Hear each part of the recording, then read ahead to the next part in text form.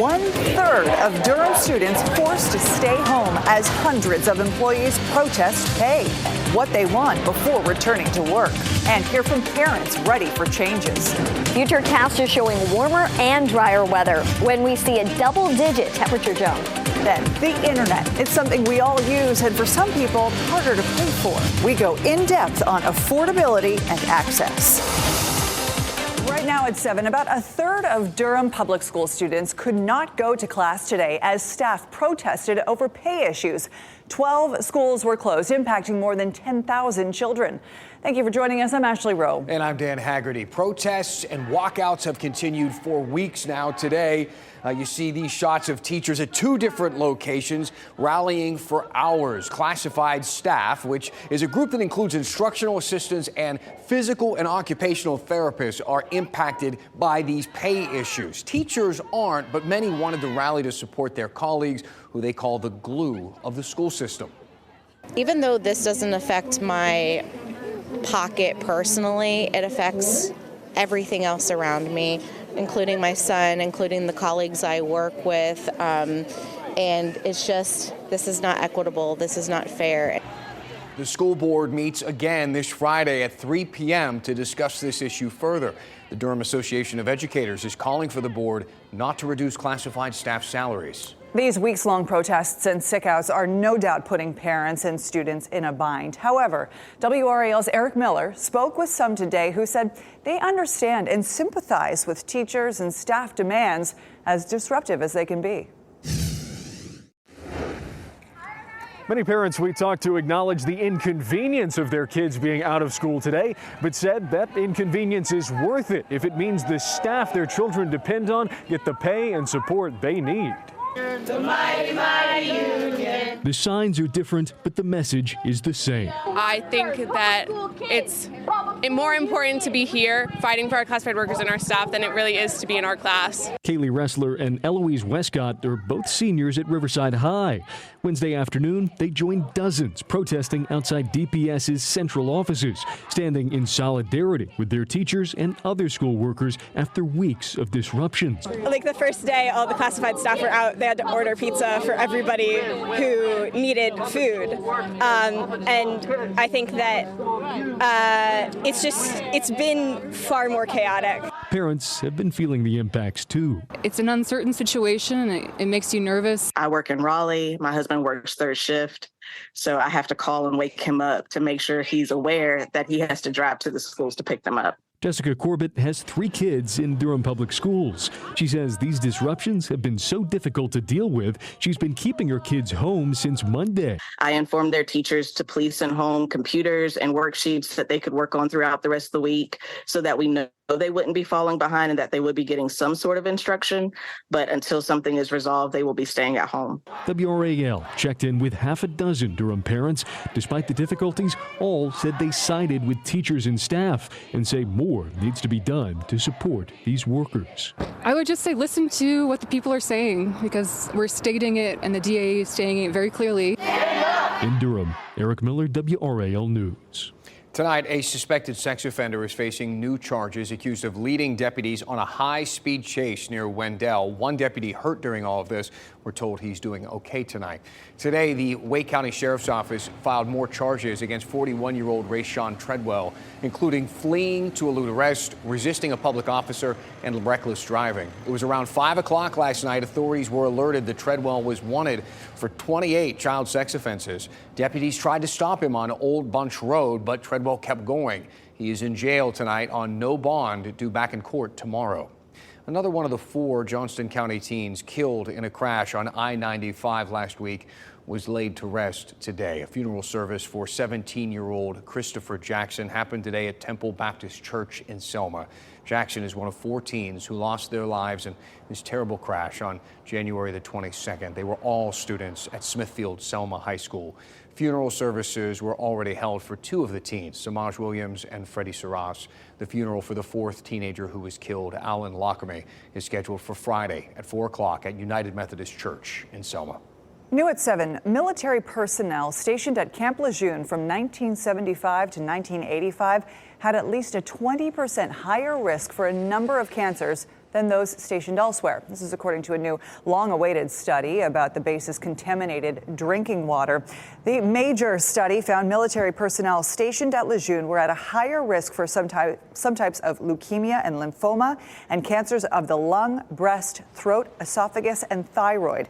Civilians who worked at the base were also at a higher risk for some cancers. Read more about these new findings at WRAL.com. And lawmakers who discussed the closure of the state veterans home in Fayetteville say they left yesterday's meeting with even more questions. WRAL Fayetteville reporter Gilbert Bays talked with some of them today to get a better understanding about what's next for the 24-year-old building.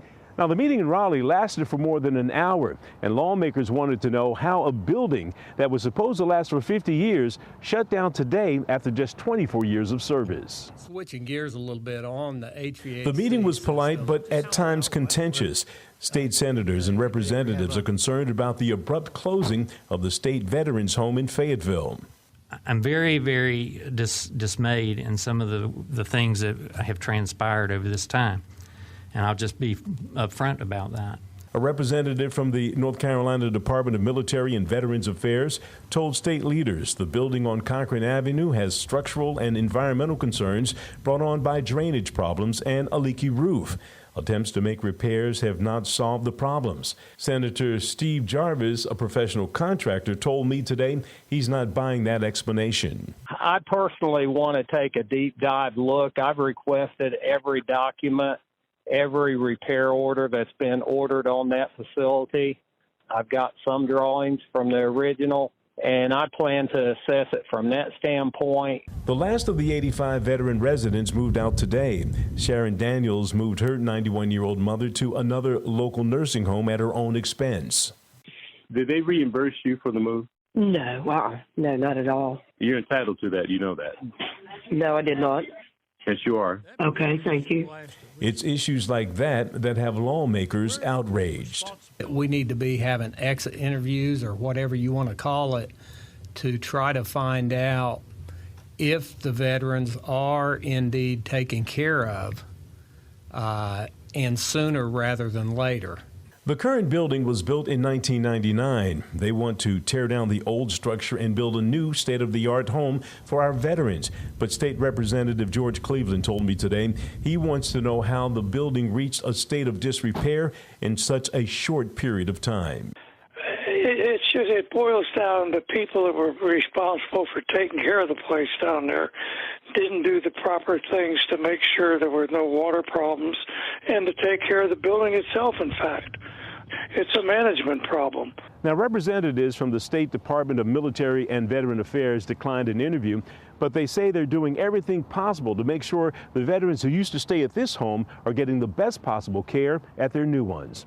In Fayetteville, Gilbert Bays, WRAL News. And lawmakers are holding another meeting in late February about this. They want engineers who made assessments on the building to be present. They also hope that retired Lieutenant General Walter Gaskin will be on hand to answer questions. He's actually in charge of the state's Department of Military and Veterans Affairs. Safety advocates are demanding now a recall of an infant rocker after another child's death. A 6-month-old kid rolled over and suffocated while in this Fisher-Price infant to toddler rocker in November. This is according to a report filed on saferproducts.gov. Consumer Reports says at least 13 other deaths have been linked to this product. Fisher-Price put out a warning notice in 2022 telling parents not to let their children sleep in these rockers. Consumer Reports says the warning wasn't enough and a recall is needed. Starting tomorrow, animal surrenders will resume at the Wake County Animal Center, but with new rules. Owners giving up their pets will have to apply and make an appointment first. The shelter hopes this will help them avoid overcrowding, which would then mean euthanizing animals. But just because they're restarting this process doesn't mean they will accept your surrender. Right now, our dog floor is pretty full, so we might not even be able to take in any dogs at this point, but we have room for our cats and our little critters, so it's just going to be an ongoing application process. The center suspended surrenders at the beginning of the month because they had been over capacity for 2 years. The internet is something that we all use if we have access to it. Some of us have a hard time paying for that access. We go in depth on affordability and the folks trying to get internet where they live. That's coming up next. Plus, a local high school is spotlighting the importance of STEM among girls and the change makers sharing their career paths. She looks familiar. That's ahead. Kat? And we saw a little bit of rain this morning, but we may not see any more rain for quite some time. I'm tracking when our next system could potentially arrive coming up.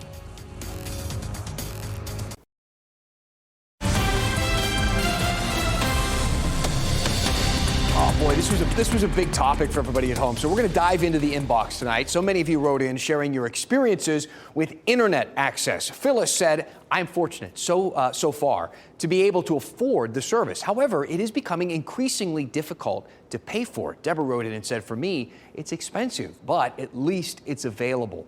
Fred just kind of nickeled and dimed me a little bit over the names of the streaming services that we were describing. He said, "Max is the new name of what used to be HBO Max. And Showtime, sorry, it doesn't exist anymore. The correct name is Paramount Plus." Fred, look, I'm a purist. It's always going to be HBO to me, but who can keep up anyway? First it was HBO, then it was HBO Go, then HBO Max, or Now, or whatever. I'm doing my best, okay? But you are right. Mark, on the other hand, was less critical, actually found the story soothing somehow. He said, "Thanks for that. It was a nice way to drink a cup of tea and eat chocolate after dinner."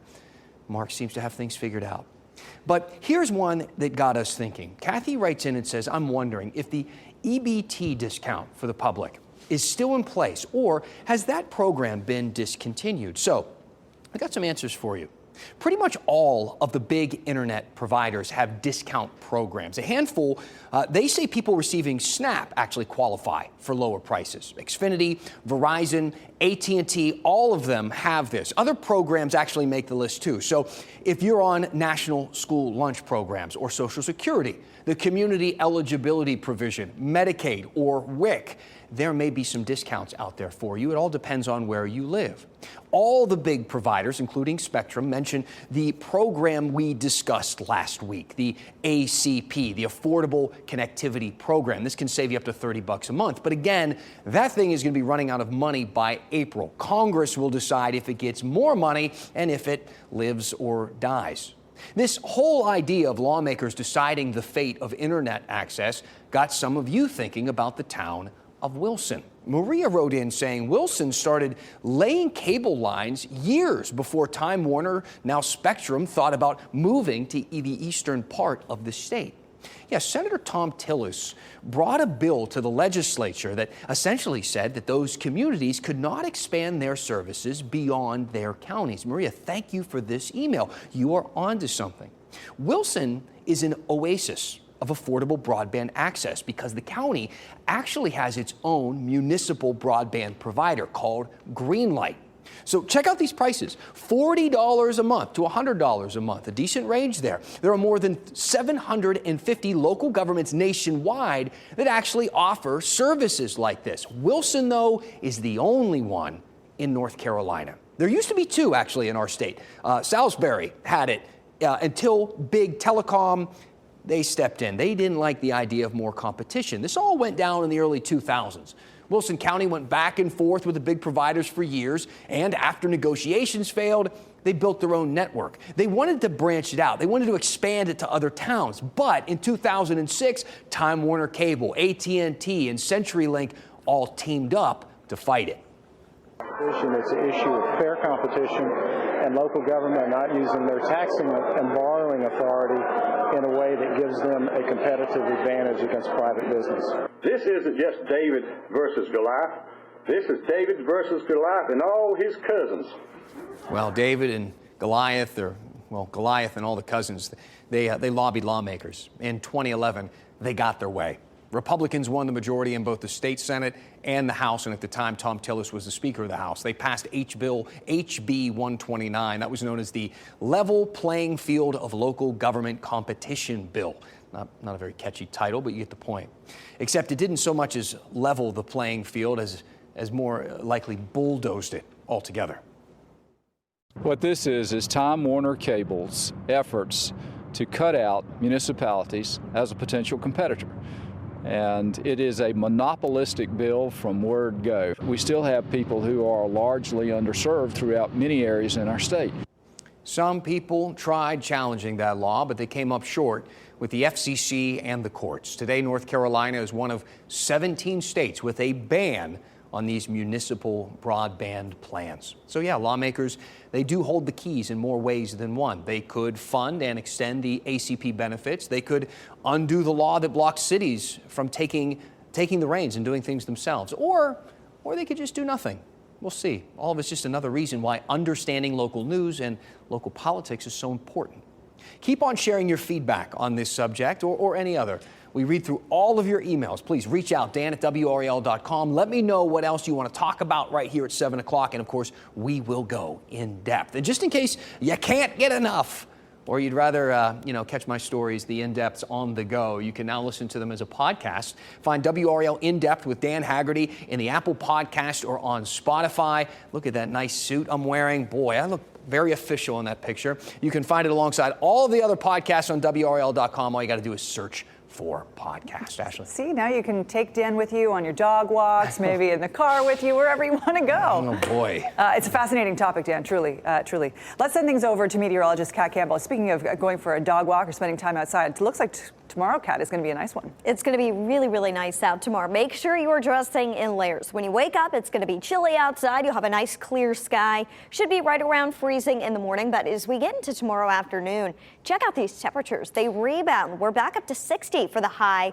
and that comes with a clear, crisp blue sky. It'll be beautiful outside tomorrow.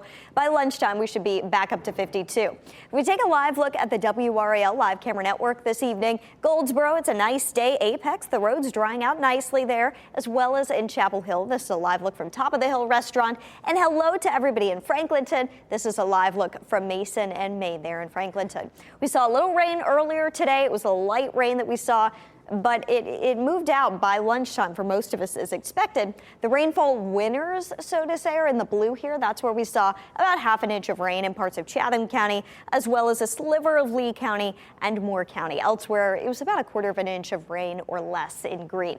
That system, it moved in quickly and it moved out quickly. It will continue to move away from us.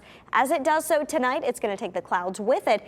And today was really our best chance for rain out of the next 7 days. The next potential rainmaker, and there's still a lot of question marks there, is this system that's over the Pacific Ocean right now.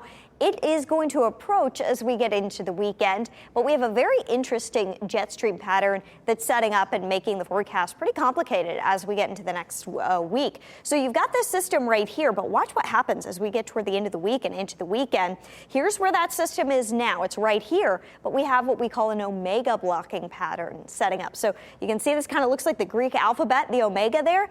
It is preventing systems to our west at the jet stream from reaching us. They just kind of reach a wall and they can't keep moving east. So it's tricky, the evolution, to figure out this system. As of right now, it looks like it may actually cut itself off from the jet stream and track south of us and keep most of the rain south of here. That's why we lowered rain chances. But bottom line, we'll continue to watch this pattern for you. For tonight, low temperatures are going to be dipping into the low to mid 30s. It's chilly again in the morning, but beautiful tomorrow afternoon. Up to 62 in Fayetteville tomorrow, 61 in Goldsboro, 59 in Durham, 58 degrees in South Hill. After tomorrow's 60, we're not done with the 60s yet. 63 on Friday. We'll see partly cloudy skies develop as a weak cold front swings in. That'll knock temperatures down a little bit over the weekend. It's still dry for the weekend, highs in the mid to upper 50s. Overall, it's looking pretty good for the next several days for outdoor plans. Yeah, Kat, thank you. Still ahead, another out-of-this-world discovery to tell you about what astronomers know about this new type of star coming up. Some good news for Carolina Hurricanes goaltender Freddie Andersen. This was great to see. So the team says he is actually set to resume on-ice activities. You remember back in November, Andersen was diagnosed with deep vein thrombosis and multiple pulmonary embolisms. Very serious stuff. He's been working on recovery, though, off the ice for weeks. He will soon start limited on-ice conditioning. Anderson says he is thrilled to get the step closer to joining his teammates again. Good luck to him. Yeah, that's great. Dozens of high school girls got to learn from successful professionals in the STEM field today. The event is part of the Enterprising Women Foundation mentoring program, and our very own Lena Tillett moderated, and producer Miriam Melvin participated in the panel portion of the forum. The panelists all shared their paths to success. Students had the opportunity to connect with a possible mentor, learn about financial literacy, and 2 of them walked away with a scholarship. Just be represented as a black woman, you know, seeing a bunch of black women actually succeeding, coming from different backgrounds, just really means a lot to me. Yeah, the founder of the organization says it's a way to bridge the gap and address underrepresentation of women in STEM fields. Very cool. Lena told me it was unbelievable. Yeah, She said when you're talking to teenagers, sometimes you can't tell if you're connecting with them or not. She connected. But then afterward, everybody was coming up to her, so Yeah. she was very pleased. Yeah.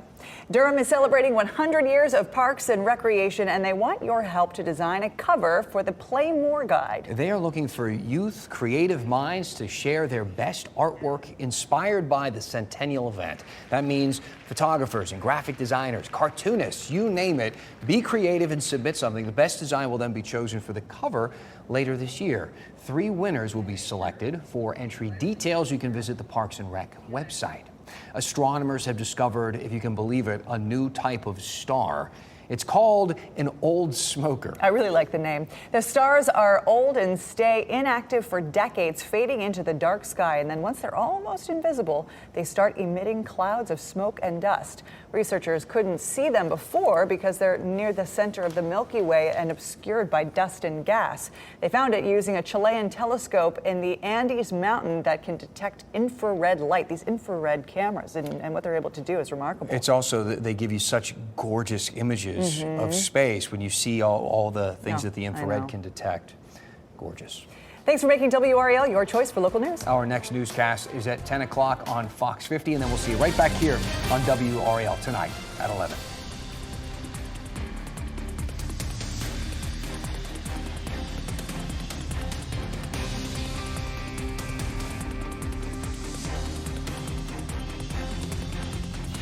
Keep watching WRAL News over the air Channel 34 and Spectrum Channel 1257.